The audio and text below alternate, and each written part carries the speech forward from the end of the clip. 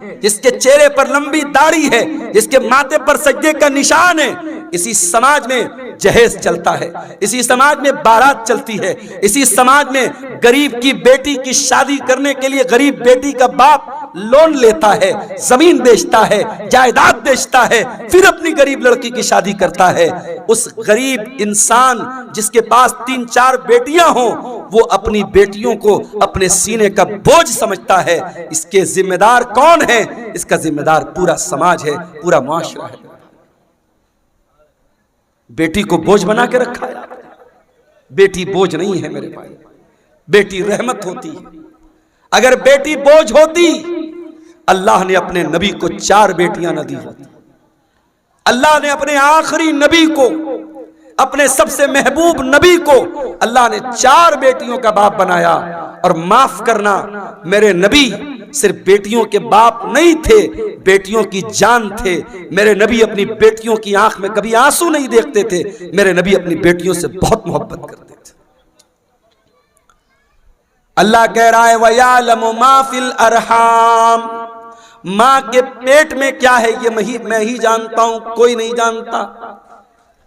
Ultra sound کے ذریعے doctor یہ بتا دے گا کہ ماں کے پیٹ میں ہونے والے بچے کا جینڈر کیا ہے، لڑکا ہے یا لڑکی ہے، لیکن ڈاکٹر یہ نہیں بتا پائے گا وہ بچہ پیدا ہونے کے بعد دنیا میں کتنے دن زندہ رہے گا۔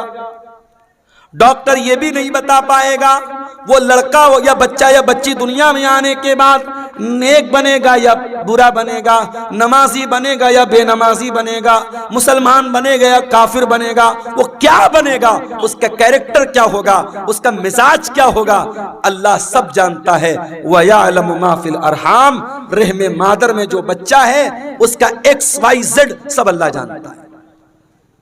اور چوتھی چیز وَمَا تَدْرِي نَفْسٌ مَاذَا تَكْسِبُ غَدًا، اور کوئی نہیں جانتا کہ وہ کل کیا کرے گا۔ آپ سوچتے ہیں کل کہیں پروگرام ہے، آپ پہلے سے پلاننگ بنا کے بیٹھے کل مجھے پروگرام میں جانا ہے، اچانک کوئی معاملہ آ گیا، کوئی حادثہ ہو گیا، کوئی ٹرین لڑ گئی، کوئی بس گر گئی، کوئی روڈ پہ جام ہو گیا، کوئی مر گیا، کوئی بیمار پڑ گیا، کچھ بھی ہو سکتا ہے۔ ہم نہیں جانتے، ہم فائنل اور کنفرم نہیں جانتے کہ ہم کل کیا کریں۔ ایک پلاننگ کرتے ہیں، ایک اندازہ کرتے ہیں، لیکن کنفرمیشن ہم نہیں بتا سکتے کہ ہم کل کیا کریں گے۔ اور 5ویں چیز وَمَا تَدْرِي نَفْسٌ بِأَيِّ أَرْضٍ تَمُوتُ، اور کوئی نہیں جانتا کہ وہ کہاں مرے گا۔ قاری عبد الباسط صاحب نے بھی نہیں سوچا ہوگا کہ میں کٹیہار کے اور یہ ضلع کون سا ہے، کٹیہار کے گھسیا گھاٹ کا رہنے والا، کیا انہوں نے سوچا ہوگا کہ میں ساؤتھ انڈیا میں جا کے کیرلا میں جا کر کے میرا انتقال ہوگا؟ نہیں، ان کے بچوں نے نہیں سوچا ہوگا۔ کوئی نہیں جانتا کب مرے گا، کہاں مرے گا۔ تو یہ 5 چیزیں صرف اللہ کو معلوم ہے، اور انسان بیچارہ اتنا پھدک رہا ہے، اتنا ناز کر رہا ہے۔ ارے تجھے موت آئے گی، اور یہ موت جب آئے گی تیری اوقات تجھ کو بتا دے گی۔ تجھے اپنے شریر پہ بڑا ناز ہے، اپنی دولت پہ بڑا غرور ہے، یہ بڑے بڑے بادشاہ، یہ بڑے بڑے منسٹر، یہ بڑے بڑے راجا، یہ بڑے بڑے ظالم، موت تو ان کو بھی آئے گی۔ اور اسی دیش میں ہم نے دیکھا، اسی ملک میں ہم نے دیکھا، دیش کو دنگوں کی آگ میں جھونکنے والے، دیش میں ہزاروں لوگوں کے قاتل، ہزاروں لوگوں کو مارنے والے، ہزاروں لوگوں کے خون کی ہولی کھیلنے والے، موت ان کو بھی آئی ہے میرے بھائی۔ اور ایسی موت آئی ہے دنیا نے تماشا دیکھا ہے، بہت بری موت آئی ہے میرے عزیزو۔ موت انسان کو آئے گی، کل نفس ذائقۃ الموت، ہر انسان کو مرنا ہے، ہر جاندار کو مرنا ہے۔ ابھی میں ایک نیوز دیکھ رہا تھا،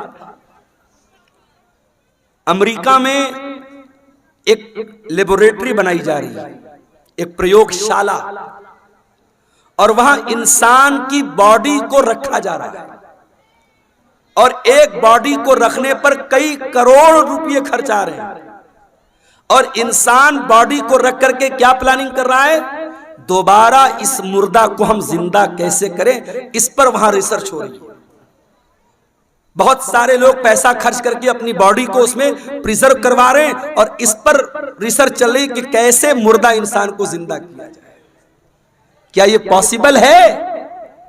قرآن کہتا ہے یہ پاسبل نہیں ہے. قرآن کریم اٹھاؤ، سورہ واقعہ کے اندر اللہ فرماتا ہے فَلَوْلَا إِذَا بَلَغَتِ الْحُلْقُومَ وَأَنْتُمْ حِينَئِذٍ تَنْظُرُونَ. میرے بندو، جب تمہاری موت کا ٹائم آئے گا، جب تمہاری جان حلق تک پہنچ جائے گی اور تم دیکھو گے مرنے والے کے جو قریبی رشتہ دار ہیں وہ پاس میں بیٹھے ہوئے اور ان کے سامنے انسان کو موت آئے گی. کبھی آپ نے کسی کو مرتے ہوئے دیکھا ہے؟ اتفاق سے میرے نانا کا جب انتقال ہوا تو میں وہاں پہ تھا. جیسے ہی انسان کا انتقال ہوتا ہے انسان کی آنکھیں اوپر اڑ جاتی ہیں، کیونکہ روح جو ہوتی ہے نا، جب فرشتہ لے کے جاتا ہے تو انسان کی آنکھیں پھٹی کی پھٹی رہ جاتی ہیں، اور اگر منہ کھلا ہے تو منہ کھلا کا کھلا رہ جاتا ہے.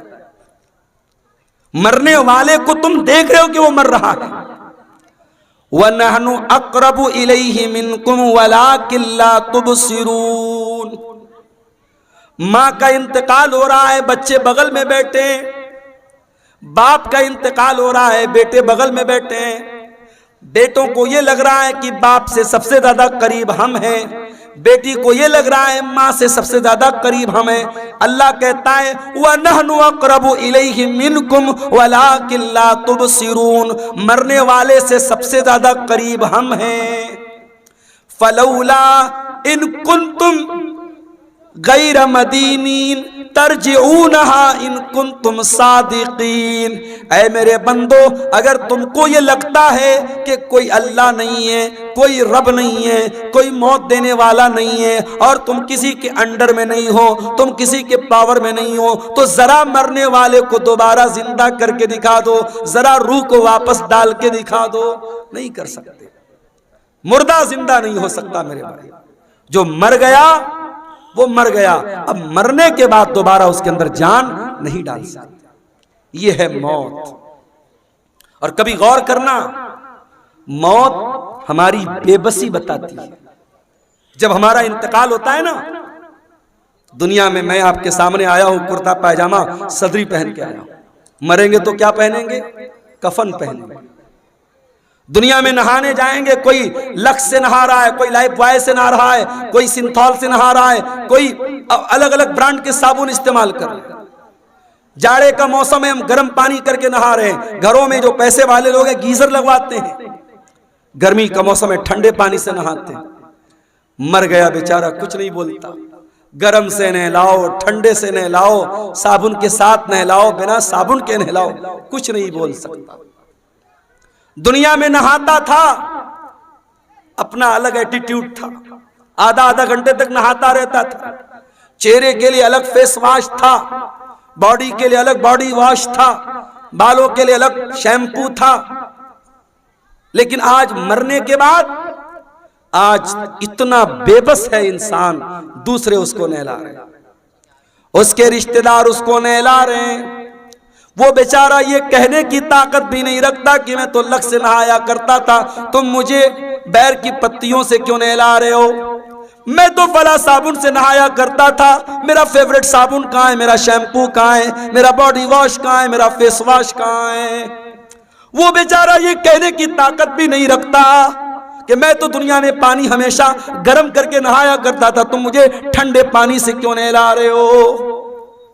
دنیا میں نہاتا تھا، باتھ روم میں پیک ہو کر کے نہاتا تھا، آج اس کے نہلانے والے، اس کے گھر والے اس کو نہلا رہے ہیں. اس کے بدن کا کپڑا بھی نہیں اتر رہا ہے، کینچی سے اس کا کرتا کاٹا جا رہا ہے، کینچی سے اس کی بنیان کو کاٹا جا رہا ہے، اس کا تہبند اتارا جا رہا ہے، اس کا انڈر ویئر اتارا جا رہا ہے. آج اس کی شرمگاہ کو دوسرے لوگ کھول کر کے نہلا رہے ہیں.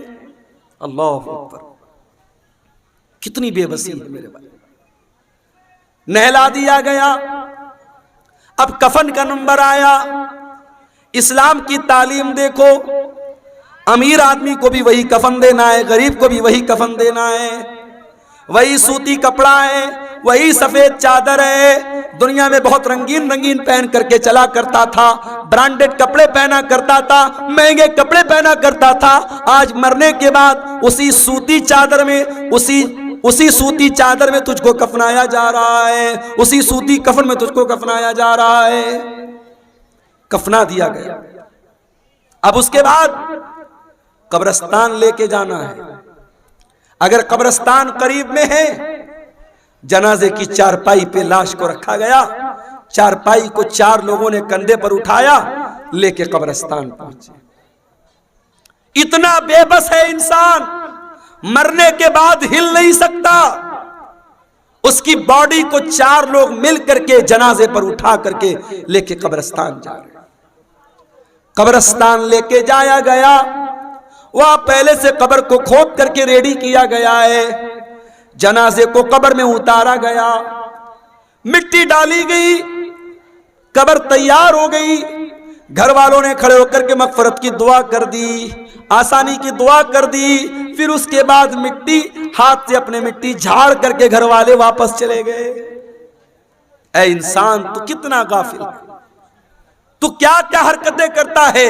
اس قبر میں نہ تیرا باپ تیرے ساتھ آیا، نہ تیرے بچے تیرے ساتھ آئے، نہ تیری بیوی تیرے ساتھ آئی، نہ تیرا مال تیرے ساتھ آیا، نہ زمین تیرے ساتھ آئی، نہ جائیداد تیرے ساتھ آئی۔ کل نفس ذائقۃ الموت، ہر نفس کو موت کا مزہ چکھنا ہے۔ اللہ اپنے نبی سے قرآن میں کہتا ہے وَمَا جَعَلْنَا لِبَشَرٍ مِّن قَبْلِكَ الْخُلْدَ أَفَإِن مِّتَّ فَهُمُ الْخَالِدُونَ۔ اے نبی، آپ سے پہلے جتنے انسان آئے ان کو بھی موت آئی اور آپ کو بھی موت آنے والی ہے، آپ کو بھی مرنا ہے۔ انک میت وانہم میتون، اے نبی آپ بھی مرنے والے ہیں اور یہ سب مرنے والے، سب کو موت آنے والی ہے۔ ہمارے نبی کو موت آئی کہ نہیں آئی؟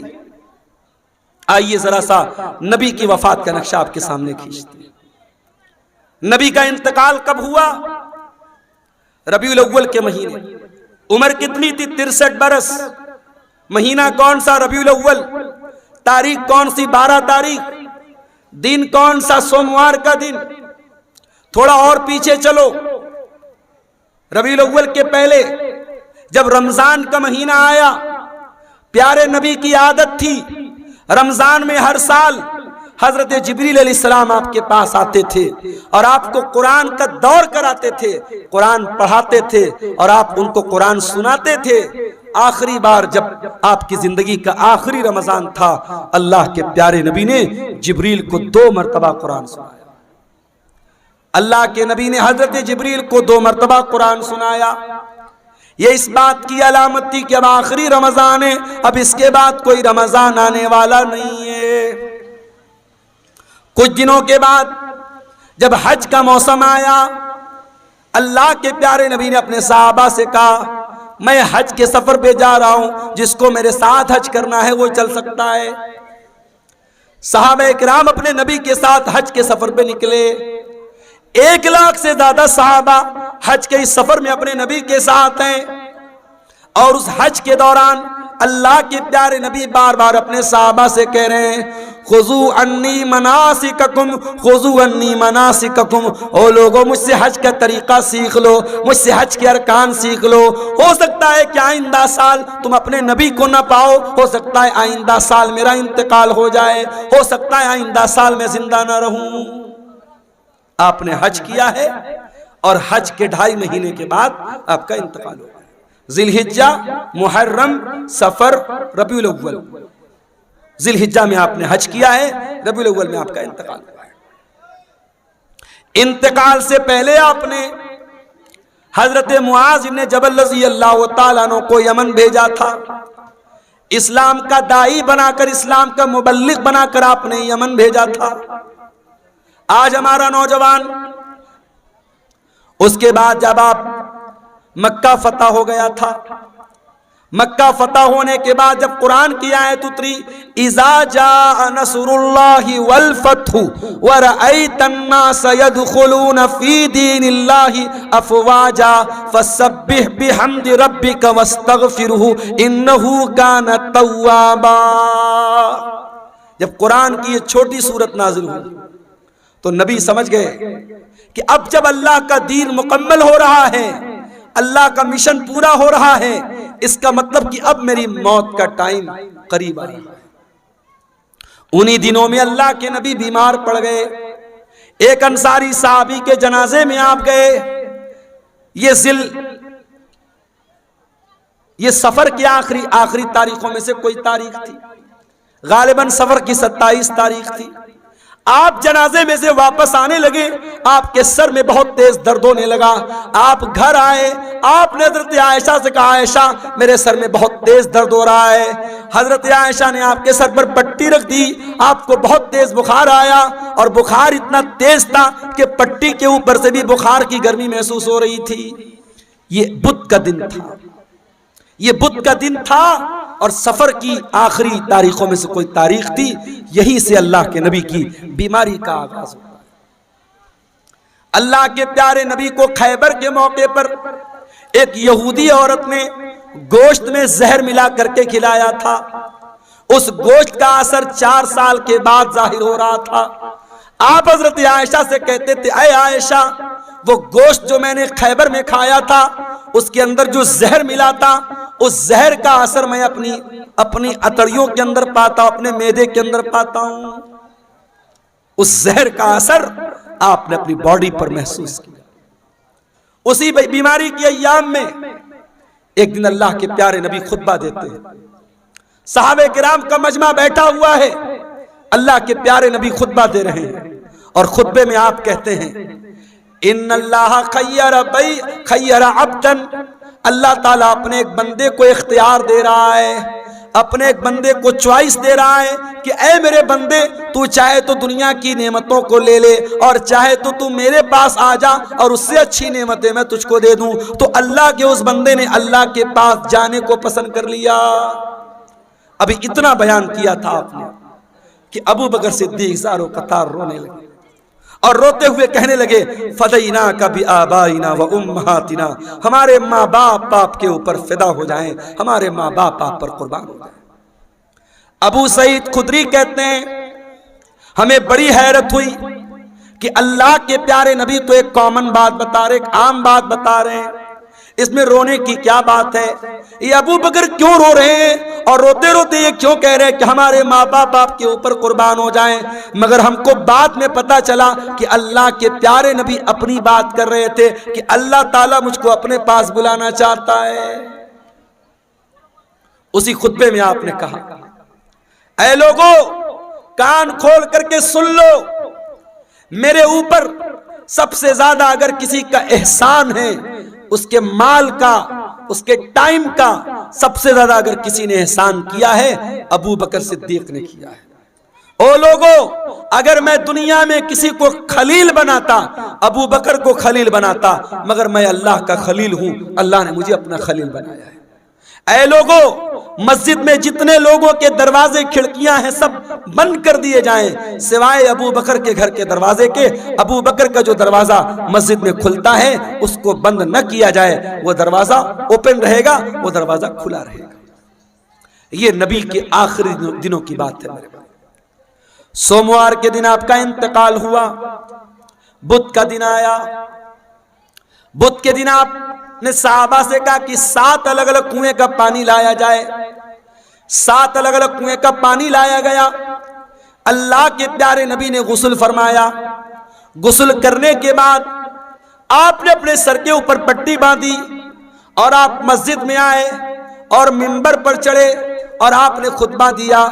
اور اسی خطبے میں آپ نے فرمایا کہ او لوگو میرے انصاری صحابہ، میرے انصار صحابہ کے ساتھ تم کبھی غلط سلوک مت کرنا، انہم کرشی و عیبتی، یہ میرے بڑے خاص لوگ ہیں، انہوں نے بڑی قربانیاں دی ہیں، اگر کبھی تم امیر بن جانا، مسلمانوں کے ذمہ دار بن جانا تو انصار صحابہ کرام کے ساتھ اچھا سلوک کرنا، وہ اگر بھلائی کریں ان کی بھلائی کو قبول کر لینا، اگر ان سے غلطی ہو جائے تو درگزر کر دینا، معاف کر دینا۔ جمعرات کا دن آیا، نبی نے ظہر پڑھائی، نبی نے عصر پڑھائی، نبی نے مغرب پڑھائی، اور مغرب کی نماز میں آپ نے سورۃ المرسلات کی تلاوت کی۔ عشاء کا ٹائم آیا، حضرت بلال آئے، اے اللہ کے نبی نماز کا ٹائم ہو چکا ہے، لوگ آپ کا انتظار کر رہے ہیں۔ آپ نے کہا پانی لاؤ، پانی لایا گیا، آپ نے غسل کیا، غسل کرنے کے بعد آپ کھڑے ہوئے، تھوڑی دور آگے بڑے، چکر کھا کے گر پڑے، ہوش آیا، پوچھا صلی الناس، کیا نماز ہو گئی؟ لا هم ينتظرونک یا رسول اللہ، اے اللہ کے نبی لوگ آپ کا انتظار کر رہے ہیں، ابھی نماز نہیں پڑھی لوگوں نے۔ پھر آپ نے غسل کیا، پھر آپ اٹھ کر کے جانے لگے، پھر غشی طاری ہو گئی، پھر گر پڑے، 3 بار ایسا ہوا، 3 بار چکر کھا کے اللہ کے پیارے نبی گر پڑے زمین کے اوپر۔ جب 3 بار ایسا ہو گیا اور آپ سمجھ گئے کہ اب میری طبیعت مسجد میں جانے لائق نہیں ہے، تو آپ نے کہا کہ جاؤ ابو بکر سے کہو وہ لوگوں کو نماز پڑھائیں۔ لوگ حضرت ابو بکر کے پاس آئے، چلیے آپ نماز پڑھائیے، اللہ کے نبی کا آرڈر ہے۔ ابو بکر بڑے نرم دل آدمی تھے، بڑے رحم دل آدمی تھے، انہوں نے حضرت عمر سے کہا کہ اے عمر آپ جا کر کے نماز پڑھا دیجئے۔ حضرت عمر نے کہا نہیں، اللہ کے نبی نے آپ کو پرمیشن دی، آپ چل کر کے نماز پڑھائیے۔ 17 ٹائم کی نمازیں نبی کی زندگی میں، نبی کی آخری ایام میں ابو بکر صدیق نے پڑھائی۔ جمعرات کے دن کی عشاء کی نماز، جمعہ کی 5 ٹائم کی نماز، سنیچر کو 5 ٹائم کی نماز، اتوار کو 5 ٹائم کی نماز، اور سوموار کی فجر کی نماز، یہ ٹوٹل 17 نمازیں حضرت ابو بکر صدیق نے اللہ کے پیارے نبی کی زندگی میں آخری دنوں میں پڑھائی تھی۔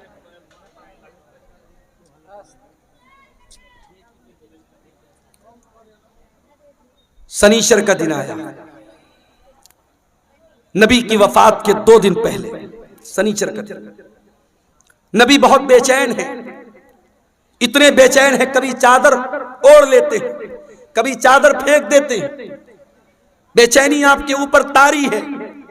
اس بے چینی کے عالم میں نبی نے فرمایا لعنت اللہ علی الیہود والنصارى، اللہ کی لعنت ہو یہودیوں کے اوپر اور عیسائیوں کے اوپر، اللہ کی لعنت ہو یہود و نصارہ کے اوپر، اتخذوا قبور انبیائہم مساجد، انہوں نے اپنے نبیوں کی قبروں کو مسجد بنا لیا، اپنے نبیوں کی قبروں پر جا کر کے سجدہ کرنے لگے۔ او لوگو تم میری قبر پر ایسا کچھ مت کرنا۔ نبی اپنے آخری ٹائم میں قبر پرستی سے منع کر رہے ہیں۔ جس نبی نے اپنی وفات سے 2 دن پہلے اپنی امت کو شرک سے روکا ہے اور قبر پرستی سے روکا ہے، آج سیمانچل کو چھوڑ دیجئے، سیمانچل الحمدللہ اس برائی سے بہت حد تک پاک ہے۔ آپ بہار کے اور علاقوں میں چلے جائیے، آپ جھارکھنڈ کے علاقوں میں چلے جائیے، آپ بارسوئی چلے جائیے، آپ کلکتہ چلے جائیے، آپ بہار کے سہرسام میں چلے جائیے، ایسے ایسے علاقے ہیں میرے بھائی جہاں ہر محلے میں کوئی مزار ہے، کوئی قبر ہے، جہاں سجدے ہو رہے ہیں، جہاں مرادیں مانگی جا رہی ہیں، جہاں بگڑی بننے کا دعویٰ کیا جا رہا ہے۔ نبی نے اپنی امت کو بت پرستی سے منع کیا تھا، آج نبی کے ماننے والے، نبی کے امتی جگہ جگہ قبروں کی پوجا کر رہے ہیں اور قبر کی عبادت کر رہے ہیں۔ اسی سنیچر کے دن اللہ کے پیارے نبی نے اپنے صحابہ سے کہا کہ کوئی قلم لے آؤ، کاغذ لے آؤ، میں کوئی تحریر لکھ کے دے دیتا ہوں تاکہ تم میرے بعد گمراہ مت ہو جانا۔ اب جب نبی نے یہ بات کہی کہ قلم لے آؤ، کاغذ لے آؤ، میں کچھ لکھ دیتا ہوں، تو اب صحابہ کرام میں آپس میں اختلاف ہو گیا۔ کچھ صحابہ نے کہا کہ نبی کی حالت بہت کمزور ہے، آپ کی سچویشن بہت کمزور ہے، بیمار ہیں آپ کو ابھی یہ تکلیف دینے کی ضرورت نہیں ہے، ہمارے پاس قرآن ہے، اللہ کے نبی کی حدیث ہے، وہ کافی ہے، ہمیں کسی اور تحریر کی ضرورت نہیں ہے۔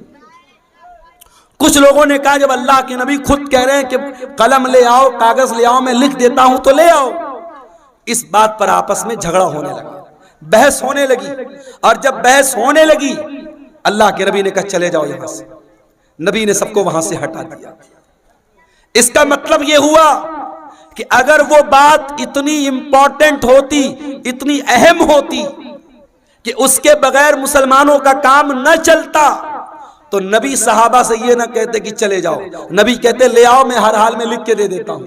نبی نے نہیں لکھوایا، اس کا مطلب کہ وہ بات پہلے سے آپ بتا چکے تھے، وہ بات کوئی اتنی امپورٹنٹ بات نہیں تھی۔ اتوار کا دن آیا، نبی کی وفات سے ایک دن پہلے کا دن، نبی نے اپنے سارے غلاموں کو آزاد کر دیا۔ نبی کے گھر میں جتنے ہتھیار تھے، تلوار تھی، ڈھال تھی، زرہ تھی، سب آپ نے مسلمانوں کے لیے وقف کر دیا۔ اتنا ہی نہیں، آپ کے گھر میں 7 دینار تھے، آپ نے ان کو بھی صدقہ خیرات کر دیا۔ اتوار کا دن گزارنے کے بعد جب رات آئی ہے اور چراغ جلانے کے لیے تیل کی ضرورت پڑی ہے تو اماں عائشہ کہتی ہیں میرے پاس تیل نہیں تھا، مجھے پڑوسی سے مانگنا پڑا، تب جا کر محمد رسول اللہ کے گھر میں چراغ جلا ہے، روشنی ہوئی۔ اللہ اکبر۔ میری پیاری ماں اور بہنوں، آج آپ کا چپل آپ کی پسند کا نہ آئے، آپ کا کپڑا آپ کی پسند کا نہ آئے، آپ کی پسند کی جویلری آپ کا شوہر نہ لائے تو میاں بیوی میں جھگڑا ہو جاتا ہے۔ بیوی کہہ دیتی ہے ارے جائیے، آپ کے ساتھ تو شادی کر کے میں پھنس گئی، شادی کر کے پھنس گئی آپ کے ساتھ، آپ تو کبھی میری پسند کا سامان نہیں لاتے ہیں۔ آج شوہر اپنا دل اور کلیجہ نکال کے رکھ دے تب بھی بیوی خوش نہیں ہونے والی۔ وہ ایک لطیفہ ہے نا کہ ایک مولوی صاحب تھے، بہت اچھی تقریر کرتے تھے، بہت پبلک ان کی بڑی عزت کرتی تھی، بڑا لوگ احترام کرتے تھے، اور گھر میں جو ان کی گھر والی تھی وہ ان کی عزت ہی نہیں کرتی تھی، ان کو مانتی نہیں تھی۔ تو ایک دن ان کی گھر والی نے کہا ارے سنتے ہو، رات میں نے خواب دیکھا ایک بزرگ ہوا میں اڑ رہے ہیں، ایک بزرگ کو دیکھا میں نے کہ ہوا میں اڑ رہے ہیں، میں تو دیکھ کے بڑی اچنبھت ہو گئی، حیران ہو گئی۔ تو مولوی صاحب نے کہا کہ ارے پاگل، وہ بزرگ میں تھا جس کو تم نے ہوا میں اڑتے ہوئے دیکھا تھا۔ کہا اچھا آپ تھے، اسی لیے تھوڑا ٹیڑھا ٹیڑھا اڑ رہے تھے، سیدھا نہیں اڑ رہے تھے۔ تو بیوی کبھی شوہر کی تعریف کرنے کو تیار نہیں ہوتی ہے، یہ مزاج ہوتا ہے میرے بھائیوں بیویوں کا۔ لیکن آپ دیکھیے نبی کی بیویوں نے کیسی زندگی گزاری۔ نبی نے اپنی بیویوں کو کوئی لگژری لائف نہیں دی، کوئی شاندار گھر نہیں ہے، کوئی شاندار کپڑا نہیں ہے، کوئی شاندار فرنیچر نہیں ہے۔ نبی کی حیات کا آخری دن ہے اور نبی کے گھر میں جو چراغ جل رہا ہے، چراغ کی بتی کا تیل بھی ادھار مانگ کے لایا گیا ہے۔ سوموار کا دن آتا ہے، نبی اکرم کی زندگی کا آخری دن ہے۔ اللہ کے پیارے نبی فجر کی نماز کا ٹائم ہوتا ہے، بستر سے اٹھتے ہیں، اپنے کمرے کے دروازے پر آتے ہیں، پردہ ہٹاتے ہیں، سامنے صحابہ کرام نماز پڑھ رہے ہیں، ابو بکر صدیق نماز پڑھا رہے ہیں اور صحابہ کرام نماز پڑھ رہے ہیں۔ یہ منظر دیکھ کر کے اللہ کے نبی بہت خوش ہوتے ہیں اور آپ کے چہرے پر مسکراہٹ آ جاتی ہے۔ آپ جب مسکرانے لگتے ہیں تو صحابہ کرام نماز کی حالت میں اپنے نبی کی مسکراہٹ کو محسوس کر لیتے ہیں۔ صحابہ کرام سمجھ جاتے ہیں کہ اللہ کے نبی اپنے کمرے کے دروازے پر آئے ہیں۔ صحابہ کرام تالی بجانے لگتے ہیں، لقمہ دینے لگتے ہیں حضرت ابو بکر صدیق کو کہ جلدی سے پیچھے چلے آؤ، اللہ کے نبی آ چکے ہیں۔ لیکن جب اللہ کے نبی نے محسوس کیا کہ صحابہ کرام چاہتے کہ میں امامت کراؤں تو آپ نے اشارہ کیا کہ نماز پوری کرو، اور اس کے بعد آپ نے پردہ گرا دیا۔ یہ آخری نظر تھی، صحابہ کہتے ہیں آخری دیدار تھا جو ہم نے اپنے نبی کا کیا تھا۔ فجر کا ٹائم ختم ہوا، چاشت کا ٹائم شروع ہوا، سورج آسمان کی طرف بلند ہونے لگا۔ جیسے جیسے سورج بلند ہو رہا ہے چاشت کا ٹائم ہو رہا ہے، محمد رسول اللہ کی تکلیف بڑھ رہی ہے میرے بھائی۔ آپ نے اپنی بیٹی حضرت فاطمہ کو بلوایا، حضرت فاطمہ نے آ کر کے اپنے باپ کو تکلیف میں دیکھا، فرمایا واہ کربا ابتا، ہائے میرے ابا جان کی تکلیف۔ آپ نے فرمایا لیس علی ابی کی کربن بعد اليوم، اے میری بیٹی فاطمہ آج کے بعد تیرے باپ کے اوپر کوئی تکلیف آنے والی نہیں ہے، آج تیرے باپ کی زندگی کا آخری دن ہے۔ احساس ہو گیا تھا کہ آج آخری دن ہے۔ پھر آپ نے حضرت فاطمہ کے کان میں کہا، اے فاطمہ میں بہت جلد دنیا سے جانے والا ہوں، میں چھوڑ کر کے تم کو دنیا سے جانے والا ہوں، تیرا باپ تجھ سے جدا ہونے والا ہے۔ یہ سن کر کے حضرت فاطمہ کی آنکھوں سے آنسو آ گئے۔ پھر آپ نے ان کے کان میں فرمایا، اے فاطمہ میرے اہل بیت میں، میرے گھر والوں میں سب سے پہلے تم مجھ سے ملو گی، تمہارا انتقال سب سے پہلے ہوگا، اور اے فاطمہ تم تمام جنتی عورتوں کی سردار بنو گی۔ جب حضرت فاطمہ نے یہ سنا، ان کے چہرے پر مسکراہٹ آ گئی۔ آپ نے حسن و حسین کو بلایا، ان کی پیشانی کو چوما اور لوگوں سے کہا کہ میرے یہ نواسے ہیں، ان کا خیال کرنا، ان کے حقوق کا خیال کرنا، ان کے ساتھ کوئی ظلم نہ ہونے پائے۔ پھر آپ نے اپنی بیویوں کو بلوایا، تمام بیویاں اکٹھا ہو گئیں، آپ نے ان کو واعظ و نصیحت کی، ان کو سمجھایا، ان کو اچھی اچھی باتیں بتائیں۔ اس کے بعد آپ نے یہ بھی فرمایا، دو چیزوں کی آپ نے وصیت کی۔ اس بے چینی کے عالم میں جب آپ کی زبان سے الفاظ بھی صحیح طریقے سے نہیں نکل لیتے، آپ نے فرمایا الصلاۃ وما ملکت ایمانکم، او لوگو نماز کی پابندی کرتے رہنا، نماز کا خیال کرتے رہنا، اور اپنے غلاموں کا، اپنے نوکروں کا، اپنے ماتحتوں کا خیال کرنا۔ نماز کی پابندی کرنا اور اپنے انڈر میں کام کرنے والے اپنے نوکروں، اپنے خادموں کا خاص خیال رکھنا۔ حضرت عبد الرحمن ابن ابو بکر مسواک لے کر کے آئے، نبی کی نظر مسواک پر پڑ گئی۔ آپ نے حضرت عائشہ کو اشارہ کیا کہ میں بھی مسواک کرنا چاہتا ہوں۔ حضرت عائشہ نے اپنے بھائی سے مسواک لی اور مسواک کو اپنے دانتوں سے نرم کیا، اور وہ مسواک اللہ کے نبی کو دے دی۔ اللہ کے پیارے نبی نے اپنی وفات سے کچھ دیر پہلے مسواک کیا۔ علماء کہتے ہیں اگر کسی کو اندازہ ہو جائے کہ میرا انتقال ہونے والا ہے، میری موت ہونے والی ہے، آخری ٹائم میں مسواک کرنا بھی اللہ کے نبی کی سنت ہے۔ اس کے بعد آپ نے وہیں پر ایک پیالے میں پانی رکھا ہوا تھا۔ آپ کو اپنے اوپر موت کی سختیاں محسوس ہوئیں۔ کیا بات ہے، کیوں اٹھ رہے ہیں آپ؟ بارش ہو رہی ہے؟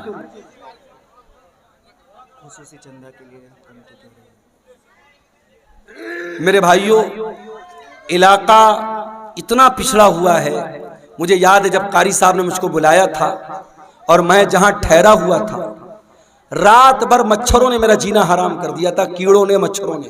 مجھے گھسیا گھاٹ کا علاقہ کبھی بھولتا نہیں ہے، اور تبھی میں نے کہا تھا کہ اتنا پچھڑا علاقہ بہت کم دیکھنے کو ملتا۔ اب تو ماشاءاللہ راستے واسطے بھی بن گئے، کچھ ترقی ہوئی ہے۔ اس علاقے میں یہ قاری عبد الباسط صاحب نے یہ ادارہ کھولا ہے، اور آپ جانتے ہیں یہ جلسہ ادارے کے چندے کے لیے جلسہ ہو رہا ہے۔ یہ بار بار بتانے کی ضرورت نہیں ہے، میں بنگالی علماء کی طرح چندہ کرنے والا مقرر نہیں ہوں، لیکن میں آپ سے گزارش کرتا ہوں یہ جلسے والوں کی محنت پر پانی مت پھیریے۔ بارش ہو رہی ہے، ہلکی پھلکی بارش ہو رہی ہے، اگر ہو بھی رہی تھوڑا بہت بھیگ بھی گئے تو مسئلہ نہیں ہے، لیکن آپ اس ادارے کے اوپر پیسوں کی بارش ضرور کر کے جائیے گا، اور جو بھی چندہ 100 200 1000 لاکھ 2 لاکھ جو بھی آپ دے کے جا سکتے ہیں، ادارے کا تعاون کر کے جائیے گا۔ خصوصی طور پر یہ میری آپ سے گزارش ہے، ادارہ آپ کے تعاون کا محتاج ہے، علاقہ آپ دیکھ رہے ہیں، ادارے کی ضرورت آپ دیکھ رہے ہیں۔ میں رسول کی وفات کا واقعہ بیان کر رہا ہوں، تھوڑی دیر اور آپ کے صبر کا امتحان لیتا ہوں، پھر میں آپ سے اجازت لے لوں گا۔ اللہ کے نبی کا آخری ٹائم ہے میرے بھائی، اور موت کی شدت آپ محسوس کر رہے ہیں۔ آپ نے موت کی اس شدت میں اپنے چہرے پر پانی ڈالا اور آپ نے کہا اللہم انی علی سکرات الموت، اے اللہ میری مدد کر، موت کی سختیوں پر میری مدد کر۔ حضرت عائشہ کہتی ہیں کہ نبی کے اوپر جب میں نے موت کی سختی کو دیکھ لیا، اس وقت تک میں موت کی سختی کو برا سمجھتی تھی، مگر جب اپنے نبی کے اوپر میں نے موت کی سختی کو دیکھا تو میں سمجھ گئی کہ موت کی سختی برحق ہے اور موت کی سختی کسی کے اوپر بھی آ سکتی ہے۔ پھر آپ نے آسمان کی طرف ہاتھ اٹھایا، آپ نے فرمایا مع الرفیق الاعلی، اے اللہ مجھے سب سے بہترین لوگوں کی صحبت عطا فرما، مع الذین انعمت علیہم من النبیین والصدیقین والشہداء والصالحین، اے اللہ اپنے نبیوں کے ساتھ مجھے اٹھانا، اپنے صدیقین کے ساتھ مجھے اٹھانا، اپنے نیک بندوں کے ساتھ اٹھانا۔ اتنا کہنے کے کیا کیڑے مکوڑے بھی جو ہے نا اپنے نبیوں کے ساتھ ہے اللہ تعالیٰ مجھ کو اٹھانا، اور یہی پڑھتے ہوئے اللہ کے نبی نے اپنے ہاتھ اٹھائے اور آپ کے ہاتھ زمین پر گر گئے اور آپ کی روح آپ کے بدن سے نکل گئی اور اللہ کے آخری نبی بھی اللہ کو پیارے ہو گئے۔ انا للہ و انا الیہ راجعون۔ یہ منظر تھا اللہ کے نبی کی وفات کا، اور جب آپ کی وفات ہو گئی صحابہ کرام پر جو بیتی تھی میرے بھائیوں وہ بیان کے باہر تھی۔ حضرت فاطمہ نے کہا یا ابتا من جنت الفردوس ماوا یا ابتا الی جبریل ننا، اے میرے ابا جان ہم آپ کی موت کی خبر جبریل امین کو دے رہے ہیں، اے ابا جان آپ کا ٹھکانہ جنت الفردوس ہے، یا ابتا اجاب ربن دعا، اے ابا جان آپ نے اپنے رب کی دعوت کو قبول کر لیا، اپنے رب کے پاس چلے گئے۔ یہ نبی کی وفات کا منظر تھا میرے بھائی۔ نبی کے انتقال کے بعد آپ کی جنازے کی نماز بھی ہوئی، مگر کسی ایک امام کی اقتداء میں نہیں ہوئی، لوگ آتے گئے پڑھتے چلے گئے، پہلے مردوں نے پڑھی، پھر عورتوں نے پڑھی، پھر بچوں نے پڑھی، ایک ایک کر کے دو دو کر کے تین کر کے لوگ آتے تھے، پڑھتے تھے، چلے جاتے تھے، کسی امام کے پیچھے آپ کی جنازے کی نماز نہیں ہوئی۔ اور جب نبی کو دفنایا گیا تو حضرت فاطمہ نے کہا تھا حضرت انس سے اطابت انفسکم ان تحسو علی رسول اللہ صلی اللہ علیہ وسلم التراب، اے انس تمہارے دل نے گوارا کیسے کیا کہ تم نے نبی کے اوپر مٹی ڈالی تھی؟ نبی کے اوپر مٹی ڈالنا اور نبی کو مٹی میں اتارنا، قبر میں اتارنا کیسے تم نے گوارا کر لیا؟ مگر میرے بھائیوں یہ اللہ کا قانون تھا، یہ اللہ کا دستور تھا، یہ اللہ کا حکم تھا، اور صحابہ کرام نے اس پر عمل کیا اور پیارے نبی کو بھی قبر میں اتارا گیا اور آپ کو بھی قبر میں دفنایا گیا۔ تو موت تو سب کو آنی ہے میرے بھائی، کل نفس ذائقۃ الموت، سورہ آل عمران کی آیت نمبر 185 میں پہلی بات اللہ نے یہی بیان کی۔ اس کے بعد فرمایا وَإِنَّمَا تُوَفَّوْنَ أُجُورَكُمْ يَوْمَ الْقِيَامَةِ، اور اے میرے بندو مرنے کے بعد جب تم اللہ کے پاس جاؤ گے تو قیامت کے دن تمہارے عمل کا پورا پورا بدلہ تمہیں دیا جائے گا۔ دنیا میں جو اچھا عمل کیا، جو برا عمل کیا، جو نیکی کیا، جو گناہ کیا، سب کا بدلہ اللہ تعالیٰ قیامت کے دن تم کو دے گا۔ دنیا میں نیکی کا پھل مل بھی سکتا ہے، نہیں بھی مل سکتا ہے، گناہ کی سزا مل بھی سکتی ہے، نہیں بھی مل سکتی ہے، مگر نیکی اور گناہ کی اصل جو اس کی جزا ہے، جو سزا ہے، وہ آخرت میں ملے گی۔ دنیا دار العمل ہے، آخرت دار الجزا ہے۔ یہاں عمل کرو گے یہاں بدلہ مل بھی سکتا ہے، نہیں بھی مل سکتا ہے، لیکن وہاں بدلہ ملے گا۔ وَإِنَّمَا تُوَفَّوْنَ أُجُورَكُمْ يَوْمَ الْقِيَامَةِ، تمہارے عمل کا پورا پورا بدلہ تم کو قیامت کے دن دیا جائے گا۔ یہ دوسری بات اللہ نے بیان کی۔ اور تیسری بات فَمَنْ زُحْزِحَ عَنِ النَّارِ وَأُدْخِلَ الْجَنَّةَ، جس کو قیامت کے دن اللہ تعالی جہنم کی آگ سے بچا لے گا اور جنت میں داخل کر لے گا، وہی کامیاب ہونے والا ہے۔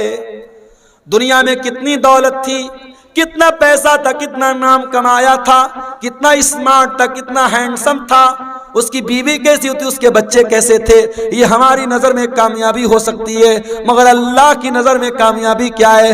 فرمایا فَمَنْ زُحْزِحَ عَنِ النَّارِ، قیامت کے دن جس کے بارے میں اللہ کی عدالت میں یہ فیصلہ ہو جائے کہ اس کو جہنم میں نہیں ڈالنا ہے، اس کو جنت میں ڈالنا ہے، وہی کامیاب ہونے والا ہے۔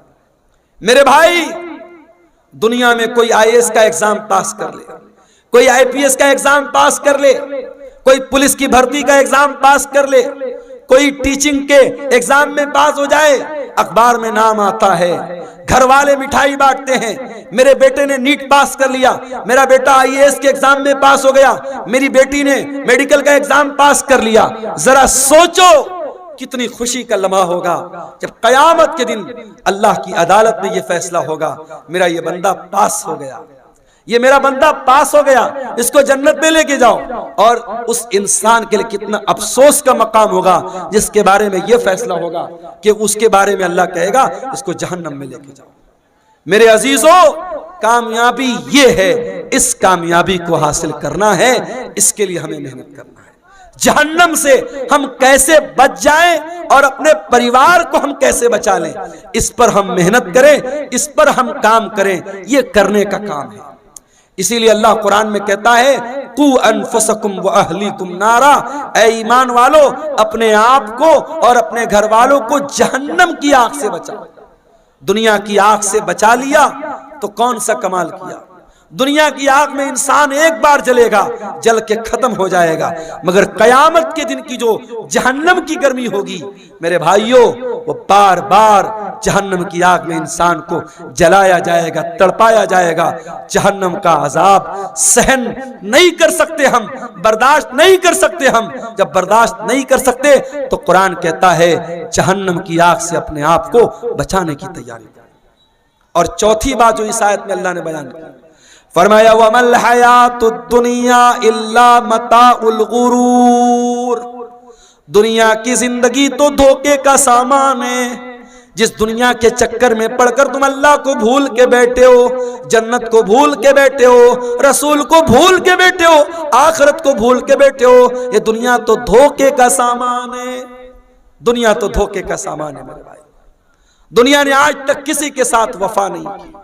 بڑے بڑے راجہ آئے، مہاراجہ آئے، اپنے محل میں سونے چاندی کے برتن میں کھاتے تھے، آج قبر کے نیچے دفن ہیں، ان کے محل کھنڈر بن گئے، ان کا نام و نشان دنیا سے مٹ گیا۔ یہ دنیا بے وفا ہے، بے وفا تھی اور بے وفا رہے گی۔ دنیا سے عشق مت کرو میرے بھائی، دنیا سے عشق مت کرو۔ دنیا غدار ہے، دنیا بے وفا ہے۔ دنیا کی حیثیت کیا ہے؟ ہارون رشید بہت بڑا خلیفہ ہے، اپنے دور کے بہت بڑے عالم، علامہ ابن سماک کے پاس آتا ہے اور کہتا ہے امام صاحب میں امیر المومنین ہوں، میں مسلمانوں کا خلیفہ ہوں، میں چاہتا ہوں کچھ نصیحت کر دیجئے، کچھ سمجھا دیجئے، کوئی قیمتی بات بتا دیجئے۔ ابن سماک نے کہا امیر المومنین برا مت مانیے گا، میں بس ایک سوال آپ سے کرنا چاہتا ہوں۔ مان لیجئے آپ کسی صحرا میں جا رہے ہیں، سارا سامان آپ کا ختم، کھانے پینے کی ساری چیزیں ختم، اور آپ کو بہت زور کی پیاس لگی ہے، اور پیاس اتنی زور کی لگی ہے کہ اگر پانی نہیں ملا تو آپ مر جائیں گے۔ ایک آدمی آتا ہے اور ایک پیالہ پانی آپ کو کہتا ہے کہ ایک پیالہ پانی میں دوں گا، شرط یہ ہے کہ آپ اپنی آدھی بادشاہت مجھ کو دے دے۔ تو اے امیر المومنین آپ کیا کریں گے؟ اس کو بادشاہت دے دیں گے اور پانی لے کر کے جان بچائیں گے یا بادشاہت بچائیں گے؟ ہارون رشید نے کہا میں بادشاہت دے دوں گا، آدھی بادشاہت دے دوں گا اور پانی لے لوں گا۔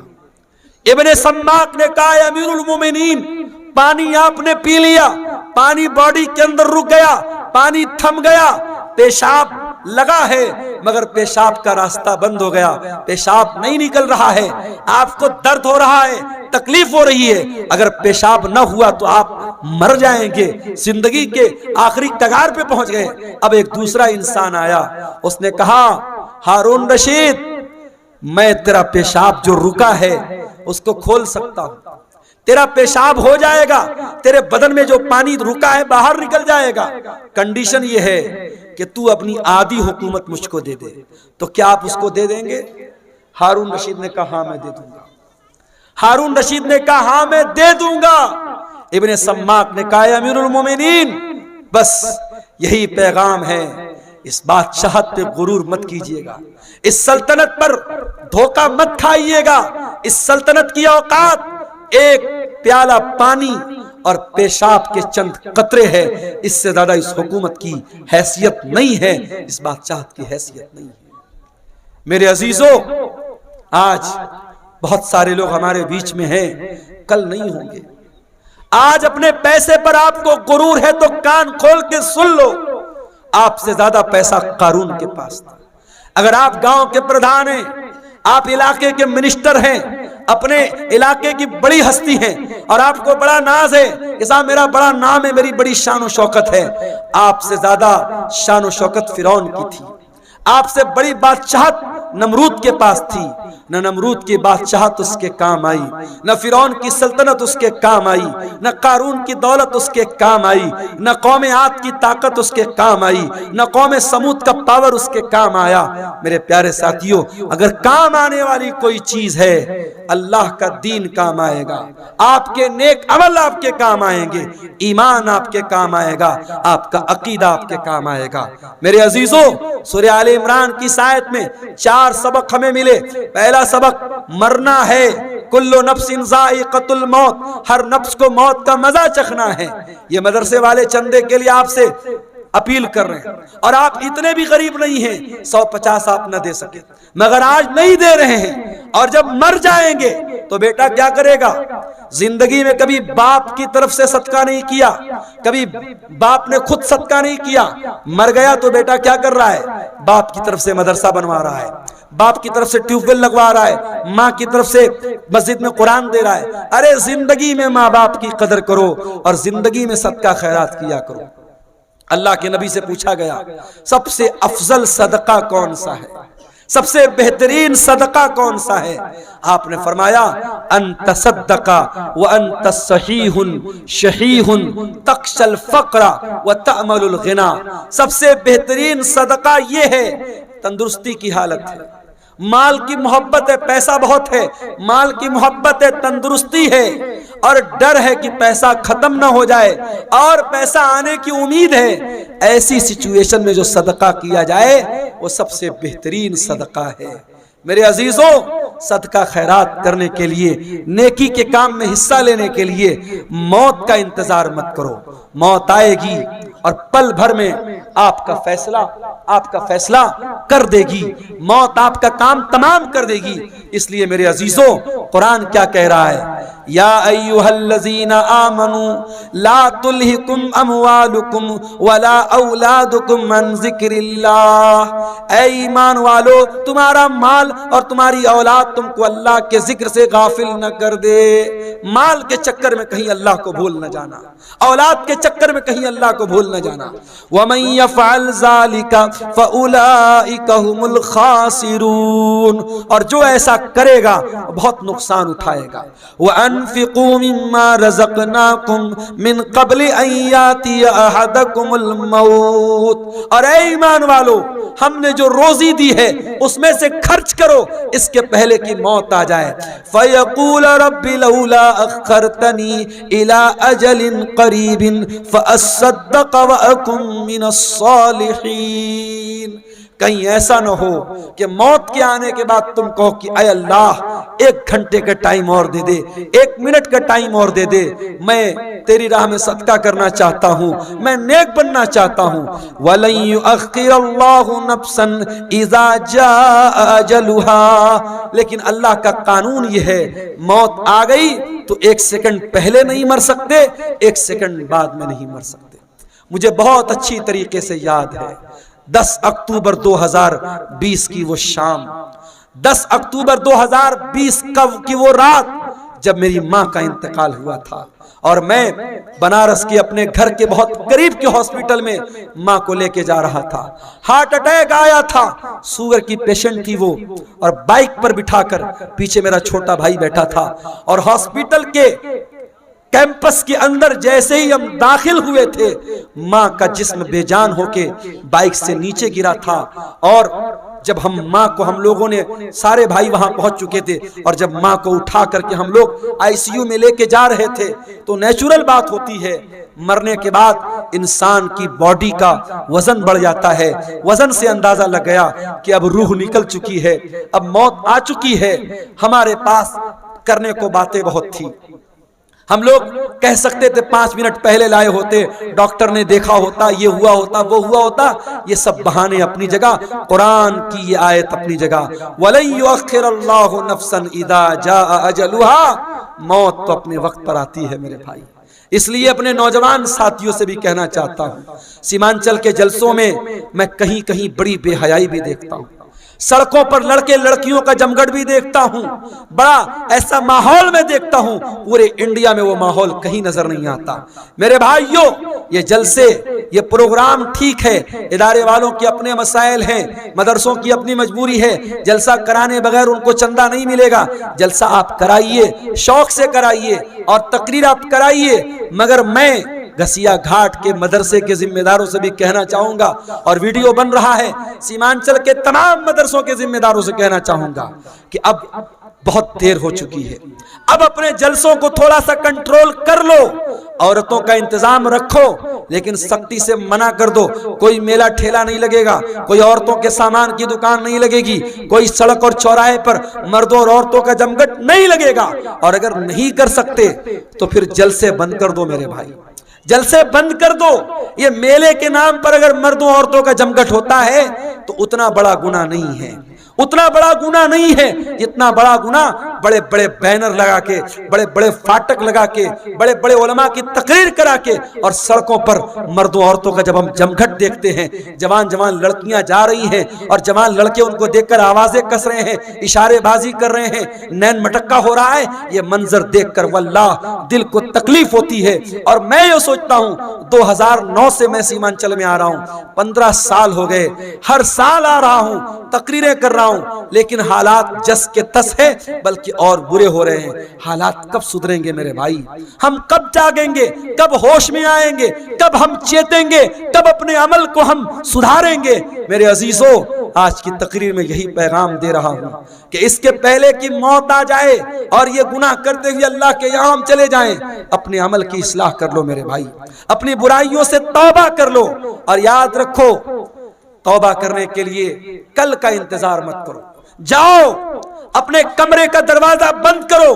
جس طریقے سے بیٹھ کر کے بند کمرے میں موبائل دیکھتے ہو، جاؤ اپنے کمرے کی لائٹ بھی بند کر دو، دروازہ بھی بند کر دو، اور وضو کر کے اللہ کے سامنے ہاتھ پھیلاؤ اور سوچو کہ اب تک کی زندگی کیسی گزری تھی. اپنے گناہوں کو یاد کرو، اپنے خطاؤں کو یاد کرو، اور اگر اللہ کی بارگاہ میں روتے ہوئے 2-4 قطرے آنسوؤں کے گر گئے، واللہ کہہ رہا ہوں ان آنسوؤں کی بڑی قیمت ہے اللہ کے یہاں، ان آنسوؤں کی بڑی قیمت ہے اللہ کے ہاں. اللہ کے پیارے نبی فرماتے ہیں اللہ کو 2 چیزیں بہت زیادہ پسند ہیں، من قطرتین، 2 قطرے اللہ کو بہت پسند ہیں. قطرۃ دموع من خشیت اللہ، ایک اللہ کے خوف سے بہنے والا آنسو کا قطرہ، وقطرۃ دم تحراق فی سبیل اللہ، اور ایک خون کا قطرہ جو اللہ کی راہ میں بہتا ہے. میرے عزیزو، توبہ کر لو، جوانی میں توبہ کر لو، اپنی طاقت کے دور میں توبہ کر لو. کل بڑھاپے میں توبہ کرنے کا کوئی مطلب نہیں ہوگا. در جوانی توبہ کردن شیوے پیغمبری، وقت پیری گرگ ظالم می شود پرہیزگار. جوانی میں توبہ کرو، یہ نبیوں کا طریقہ ہے. بڑھاپے میں تو بھیڑیا بھی شریف بن جاتا ہے. جب منہ میں دانت نہیں، پیٹ میں آنت نہیں، شریف بن گئے تو کون سا کمال کیا. یہ رات کا ٹائم ہے میرے بھائی، یہ بڑا سہانا وقت ہے، بڑی برکت والا وقت ہے. اس وقت ہم اللہ تعالیٰ سے اگر توبہ کریں گے، اللہ سے رجوع کریں گے، مجھے یقین ہے اللہ ضرور ہماری توبہ کو قبول کرے گا. اور جب سچی توبہ کر لو تو اب تک جو گناہ کا کام کرتے تھے اس گناہ سے باز آ جاؤ، اس گناہ کو چھوڑ دو. اگر موبائل کا غلط استعمال کرتے تھے، یہی سے توبہ کر لو، نہیں کریں گے. اگر زناکاری اور بدکاری میں ملوث تھے، اگر اغلام بازی میں ملوث تھے، اگر حرام کا کوئی کاروبار کرتے تھے، اگر آج میں بھی آ رہا تھا راستے میں، ہماری کار کے ڈرائیور نے کہا، راستے میں کئی جگہ غیر مسلموں کی بستی گزری، ڈرائیور نے کہا مولانا صاحب ایک بات بولوں آپ کو. میں نے کہا بتاؤ.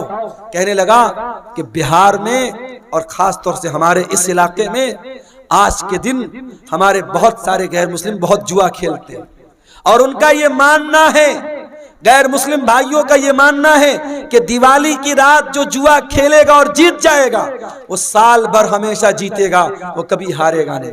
یہ مانتا ہے ان کی. اور ایک دن پہلے بھی دھن تیرس کا تہوار تھا، آپ نے دیکھا ہوگا مارکیٹ میں بڑی بھیڑ لگی تھی، بڑی بھیڑ لگی تھی۔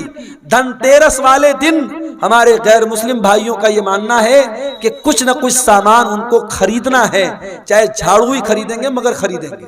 اور آج ابھی ہم لوگ چائے پینے کے لیے راستے میں رکے تو ایک صاحب نے بتایا کہ دکاندار فون پے نہیں لے رہا، وہ کیش چاہیے اس کو۔ اس نے کہا ہم فون پے سے پیمنٹ نہیں لیں گے، آج کے دن ہم کیش لیتے ہیں، ہم فون پے نہیں لیتے ہیں۔ تو یہ ہمارے غیر مسلم بھائیوں کے ہاں آستھا کے نام پہ بہت ساری چیزیں اندھ وشواس ہیں جو دھیرے دھیرے ہمارے یہاں بھی آ رہا ہے۔ میرے بھائیوں، اندھ وشواس سے بچو، اور جوا کھیلنا ہمیشہ حرام ہے اسلام میں۔ غیر مسلم بھائیوں کے ایک تہوار پہ کھیل رہے ہیں، مگر ہمارے مذہب میں کسی تہوار پہ کھیلنا یا کسی تہوار پہ شراب پینا جائز نہیں ہے۔ شراب سال کے 360 دن حرام ہے، جوا سال کے 360 دن حرام ہے۔ تو سورہ آل عمران کی اس آیت کی روشنی میں چند باتیں میں نے رکھی ہیں، اور میں